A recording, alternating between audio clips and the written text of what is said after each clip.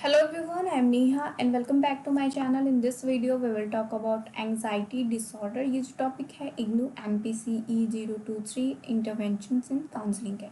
तो इंटरवेंशंस इन काउंसलिंग के बहुत सारे टॉपिक मीन्स के ऑलमोस्ट टॉपिक अपलोडेड हैं, कवर्ड हैं, जिसका लिंक मैं प्लेलिस्ट का लिंक मैं डिस्क्रिप्शन में दे दूँगी। आप वहाँ से देख सकते हैं इन टॉपिक्स को, जो कि आपके एग्ज़ाम्स के लिए भी बेनिफिशियल होगा। ठीक है। एंड इससे पहले हमने इसी यूनिट से डिस्कस किया था ADHD, जो प्रीवियस वीडियो में डिस्कस किया था। एंड उससे पहले हमने लर्निंग डिसेबिलिटी के बारे में भी डिस्कस किया है। ठीक है, तो ये क्वेश्चन भी बहुत बार रिपीट हुए हैं, तो आप इनको भी प्रिपेयर कर लेना। टॉपिक स्टार्ट करने से पहले अगर वीडियो पसंद आए तो प्लीज़ लाइक कर देना, शेयर कर देना, और मेरे चैनल पे नए हैं तो प्लीज़ मेरे चैनल को सब्सक्राइब कर देना फॉर मोर वीडियोस। अगर लाइक शेयर एंड सब्सक्राइब आप करते हैं तो मुझे मोटिवेशन मिलता है ऐसे ही वीडियोस अपलोड करने का। So let's begin the topic. So anxiety disorder, आपने देखा होगा जब बच्चों की ग्रोथ होती है, जब वो थोड़े छोटे होते हैं, तो अगर कोई अननोन पर्सन होता है तो उससे डर जाते हैं। कोई ऐसा पर्टिकुलर टॉय है जिसकी वजह से वो डर जाते हैं। ठीक है, एंड कुछ भी हो सकता है जो नॉर्मली छोटे बच्चे उससे डरते हैं, बट यही अगर नॉर्मल फियर या नॉर्मल एंग्जाइटी उनके एक्सट्रीम लेवल पे उनके शो हो रही है, उनके बिहेवियर में वो एक्सपीरियंस कर रहे हैं, तो दैट मीन्स कि वहाँ पर एंग्जाइटी डिसऑर्डर जैसे इश्यूज हैं बच्चों को। ठीक है, कुछ कैरेक्टरिस्टिक्स या फिर सिम्टम्स आप कह सकते हो शो हो रहे हैं, तो बच्चे को एंग्जाइटी डिसऑर्डर होता है। जैसे कि शाइनेस, ओवर शाइनेस हो जाते हैं बच्चे। टिमिडिटी मीन्स कि बहुत ही ज़्यादा जिद्दी, स्टबर्न हो जाते हैं। कुछ ऐसी चीज़ नहीं है डरने वाली, लेकिन फिर भी वो डरना शुरू कर देते हैं। ठीक है, जैसे अंधेरा है तो उन्हें लगता है कि वहाँ पे कुछ है, कुछ इस तरीके का unrealistic fear. Phobia for school.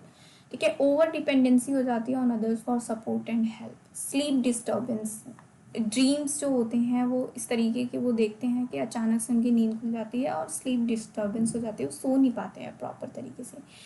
Feeling of इनएडिक्वेटली, hyper sensitivity, बहुत ही ज़्यादा सेंसिटिव होते हैं। तो ये सारे सिम्टम्स अगर शो हो रहे हैं तो दैट मीन्स कि ये एंग्जाइटी डिसऑर्डर के सिम्टम्स हैं। ठीक है, तो इनका ट्रीटमेंट भी किया जाता है, जिनकी रेंज है कि अगर नॉर्मल है तो सिंपल सेल्फ मैनेजमेंट टेक्निक से सॉल्व किया जाता है, और अगर कॉम्प्लेक्स है तो उसके लिए थेरेपीज़ को यूज़ किया जाता है चाइल्ड एंग्जाइटी के लिए। ठीक है, और इसमें जो एडमिनिस्ट्रेटिव मेडिकेशन भी एज अ टूल यूज़ किया जाता है।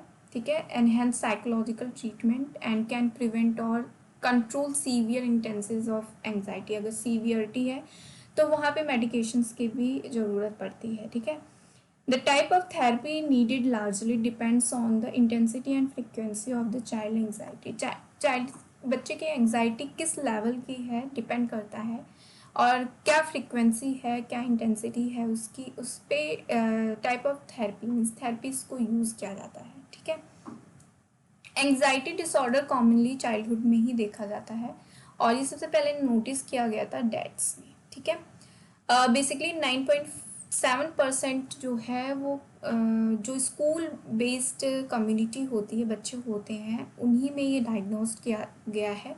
ठीक है, for an anxiety based disorder. ठीक है, so anxiety disorder two types के होते हैं बेसिकली। एक तो सेपरेशन एंग्जाइटी है एंड सेकेंड है सेलेक्टिव म्यूटिज्म।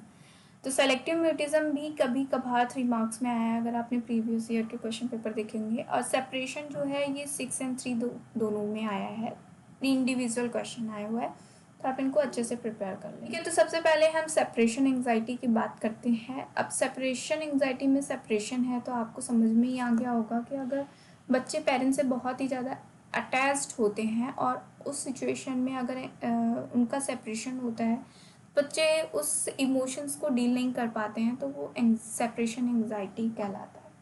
ठीक है, ये बहुत ही ज़्यादा कॉमन होता है ये डिसऑर्डर सेपरेशन एंग्जाइटी गर्ल्स में। ये not very stable in child, recovery बहुत फास्ट होती है इसमें। कुछ चाइल्ड जो हैं वो स्कूल्स भी जाने में प्रॉब्लम को फेस करते हैं, रिफ्यूज़ ही कर देते हैं कि हमें नहीं स्कूल जाना है। कुछ बच्चे इतने ज़्यादा एंग्जियस हो जाते हैं। अगर ये ट्रीटमेंट नहीं किया जाता है तो बच्चे घर से निकलने में भी उनको इशू होता है, एंग्जाइटी होती है। उनको स्कूल हमेशा, जो पेरेंट्स हैं उनको हमेशा स्कूल उनको अटेंड करने जाना पड़ता है, एंड कंटिन्यूअस उनको एडजस्टमेंट डिफ़िकल्टीज़ होती हैं लाइफ में, तो इसलिए इसका ट्रीटमेंट होना बहुत ज़रूरी है अगर सिम्टम्स शो होते हैं। तो सिम्टम्स क्या है? सिम्टम्स है lack of confidence, apprehensive in the situations, tend to be immature for their age, oversensitive, nervous, overly dependent, easily and frequently move to tears। ठीक है, तो ये सारे सिम्टम्स हैं जो कि शो होते हैं सेपरेशन एंजाइटी में। ओके, अब हम बात करते हैं नेक्स्ट एंजाइटी के selective mutism. Okay, selective mutism में ये म्यूटिज्म जो वर्ड है इससे आप समझ रहे होगे कि ये म्यूट है, बच्चे इस पर बोल ही नहीं पाते हैं, इतने ज़्यादा एंग्जियस हो जाते हैं। ठीक है, तो this is a kind of anxiety disorder where the child is unable counselling children to speak in a specific social situations. ठीक है, किसी भी स्पेसिफिक सिचुएशन में जहाँ पर वो सोशलाइज्ड होते हैं, जैसे उनका स्कूल है या फिर कोई सोशल ग्रुप है, वहाँ पे बिल्कुल ही बोल ही नहीं पाते हैं। ठीक है, these children are unable to understand and adjust with in their class and societies. को प्रॉब्लम होती है, उन्हें समझ में ही नहीं आता है कि हम किस तरीके से एडजस्टमेंट करें। ठीक है, this disorder can only be diagnose in if the child has the ability to speak. ठीक है, अगर बच्चा बोल पाता है तब उसको ये डिसऑर्डर डायग्नोज किया जाए, and such condition should be persistently seen for 1 month. क्योंकि बच्चे कुछ होते हैं न्यू एनवायरनमेंट में जाते हैं, जैसे बच्चों का एडमिशन हुआ, उनके लिए सारी चीज़ें न्यू हैं, तो उस सिचुएशन में क्या होता है, बच्चे कम बोलते हैं। ठीक है, अब अगर आपने देखा होगा आपके घर ही कोई आ गया, अगर आपके यहाँ छोटा बच्चा है या फिर आप कहीं पे गए हैं, तो कुछ टाइम, कुछ 1-2 घंटे के लिए बच्चे बहुत शांत हो जाते हैं। ठीक है, तो वो फिर धीरे धीरे धीरे धीरे नॉर्मल हो जाते हैं। बट अगर कंटिन्यूअस 1 मंथ तक यही सिम्टम्स शो हो रहा है तो वहाँ पर सेलेक्टिव म्यूटिज्म डायग्नोस्ड होता है। ठीक है, mutism is very rarely seen in children. This disorder is common in all social strata and the main symptoms is failure to speak in particular social situation, mainly in school. ठीक है, causes of mutism क्या है ये देख लेते हैं। तो selective mutism के कॉजेज मेन है बायोलॉजिकल, जेनेटिक फैक्टर भी हो सकता है, एनवायरमेंटल सेटिंग भी होती है जो हमने अभी डिस्कस की।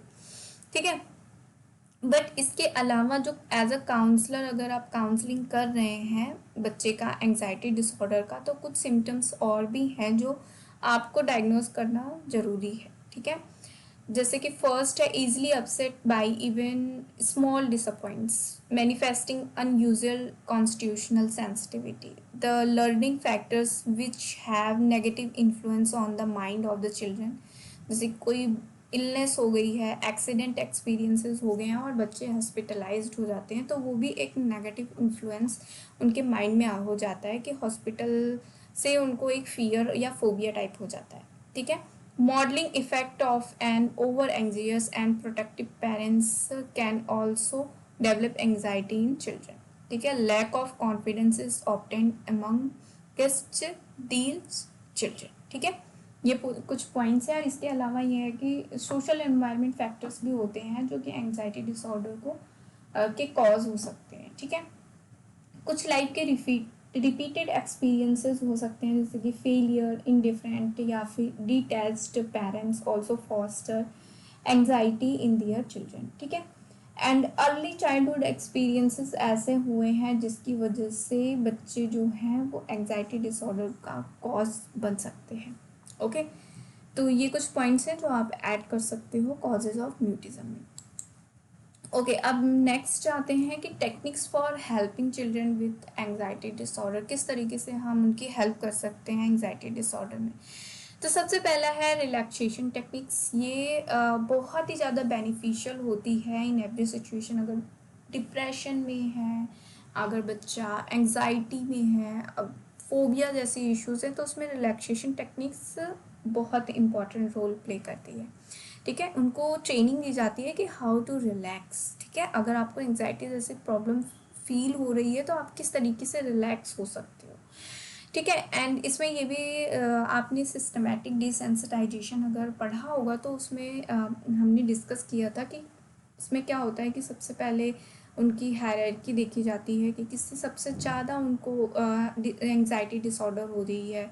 ठीक है, फिर उनको उसके बेसिस पे रिलैक्सेशन टेक्निक्स दी जाती है, फिर उसको चेक किया जाता है कि उनकी जो इस ट्रेनिंग से कुछ बेनिफिट हो रहा है कि नहीं, जो भी एंग्जाइटी हायरार्की है उनकी उनकी वो रिलैक्स्ड कर पा रहे हैं कि नहीं, तो वो चेक किया जाता है। अगर नहीं होता है तो दोबारा से ट्रेनिंग दी जाती है। ठीक है, तो उसको आप ज़रूर पढ़ना, वो बेनिफिशियल होगा समझने में रिलैक्सेशन टेक्निक्स को। सेकेंड आते हैं cognitive behavioural therapy. Cognitive behavioural therapy अगर आपने पढ़ा होगा तो इसमें आपने पढ़ा होगा कि कुछ एक इवेंट होता है या फिर कोई ट्रिगर, ठीक है, जो ट्रिगर करता है आपकी एंग्जाइटी को। ठीक है, जैसे कि मान लीजिए कोई ऐसे सिचुएशंस हैं, आपको पब्लिक स्पीकिंग में प्रॉब्लम है।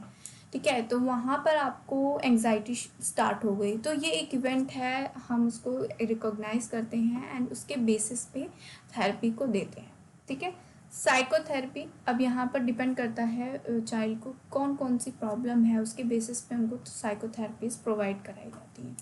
ठीक है, and psychiatric evaluation. Psychiatric evaluation में क्या होता है कि थेरेपीज काउंसलिंग के साथ साथ मेडिकेशन भी दी जाती है अगर नीड होती है बच्चे को तो। ठीक है, डिपेंड करता है बच्चे की एंग्जाइटी पे, किस लेवल की उनकी एंग्जाइटी है, कितनी कॉम्प्लिकेटेड है, कितनी सीवियर है, फ्रिक्वेंसी क्या है, इंटेंसिटी क्या है, उसके बेसिस पे उनको मेडिकेशन और प्लस काउंसलिंग दी जाती है।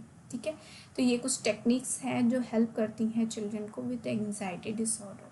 आई होप ये पॉइंट्स आपके क्लियर हो गए होंगे। क्लियर हो गए हैं तो फटाफट से लाइक कर दीजिए और शेयर कर दीजिए, और मेरे चैनल पर नए हैं तो प्लीज़ मेरे चैनल को भी सब्सक्राइब कर दीजिए फॉर मोर वीडियोज़।